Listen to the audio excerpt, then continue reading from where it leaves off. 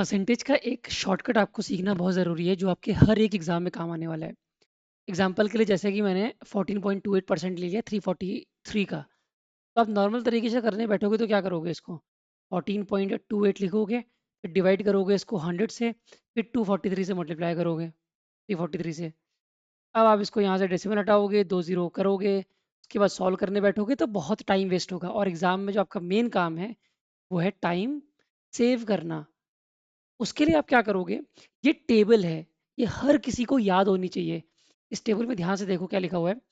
Fraction को directly percentage में convert करने का शॉर्टकट दिया हुआ है। मतलब आपको याद करना पड़ेगा ये 50% का मतलब होता है 1/2, 33.33% का मतलब होता है 1/3, इस तरह 25% का मतलब होता है 1/4, और सेम गोज फॉर 14.28%। देखो जो यहाँ लिखा हुआ है 1/7।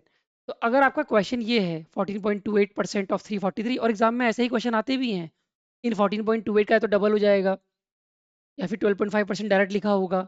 अगर 12.5 का डबल करोगे तो 25% होता है, तो इसका भी डबल होके कितना हो जाएगा 1/4। इसी तरह अगर 14.28 का डबल है तो 1/7 का भी डबल हो जाएगा। बात समझ में आ रही है? तो इस तरह से आप शॉर्टकट यूज कर सकते हो। तो अगर इसी क्वेश्चन को मैं शॉर्टकट से यूज करूंगा तो इतना डिवीजन मल्टीप्लिकेशन करने की जरूरत नहीं पड़ेगी। 14.28 कितना होता है परसेंट, 1/7 होता है, 1/7 लिखोगे और साथ में लिख दोगे 343। अब बस इसको डिवाइड कर देना, 7 4 28, और यहाँ बचेगा आपका 63, तो 7 9 63, तो सीधे 49 आंसर हो गया। और अगर कन्वेंशनल तरीके से जाते हैं तो बहुत टाइम वेस्ट होता है और एग्जाम में आपको टाइम बचाना होता है।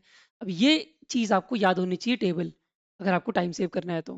ठीक है, तो ये परसेंटेज का शॉर्टकट है। ऐसे में बहुत सारे शॉर्टकट्स आपके लिए लाऊंगा, तो चैनल को सब्सक्राइब कर लेना and do like the video.